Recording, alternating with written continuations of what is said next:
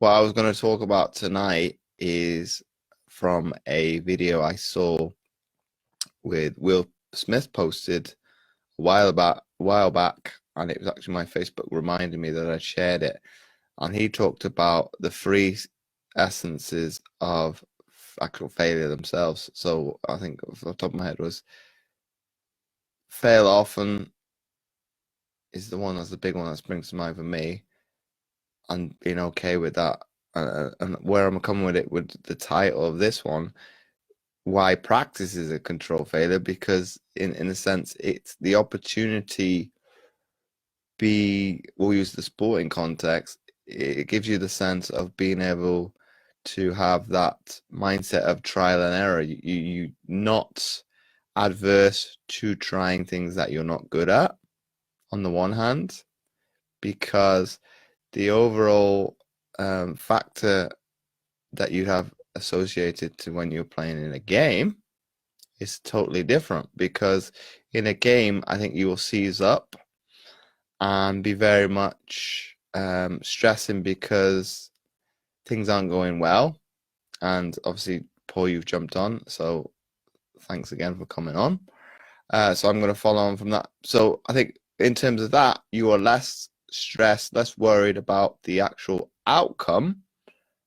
Where on the flip side, when you're in a competitive environment, you think of the at-risk situations in terms of, well, if I do this, we'll use basketball because it's a sport I play. I don't score down my end of the court. The opposition gain the rebound, score down the our end. And in sport, you talk about it being a 4-point swing, so you feel guilty that you have not gone through the basics. Whereas if you did that in practice, nobody would jump on your back. They would probably commend you to a certain extent, depending on who the individual is. Some might have a go at you. It's like, well, why don't you do the basics of just doing a normal layup as opposed to doing, from a wheelchair basketball perspective, a circus shot? It's not a circus shot. So people, obviously, the guys that are in this group that do play the sport know what I'm talking about. So that's where I'm coming from practice. Why it's practice is a control failure. Whereas if I pose it to you from this perspective, from a mindset now, why do we have an acceptance of failure, be it in a sporting environment, a gym environment, and probably more so a medical environment when I was talking about tearing muscles and breaking bones? Why do we have that acceptance of failure? But then when things don't go right mentally, we don't have that acceptance of that. And I think on the one hand, and this is where I've had to get my mind around it, because in a sporting environment, having delayed onset muscle soreness, some sort of tear, and broken bones is a risk athletes are willing to take, because it is, I'm not going to say it's a rite of passage, but it is a possibility that you are going to have to overcome at some point in your athletic career. I think probably the DOMS is the most easily acceptable because it's normal.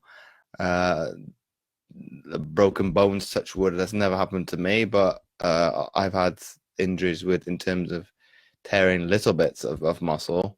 So I think of it part and parcel of progressing up the ladder in sport. So whereas on the other hand of that, with the mental side of things and mental health perspective, because, and I've talked about this on my podcast, when I've been interviewed, when I've spoken to countless other individuals, we don't have that acceptance because I don't know. I'm not going to put words in people's mouths, but I think because with bones and muscles, we can see them because they're at the forefront of our perception, and we see it every day.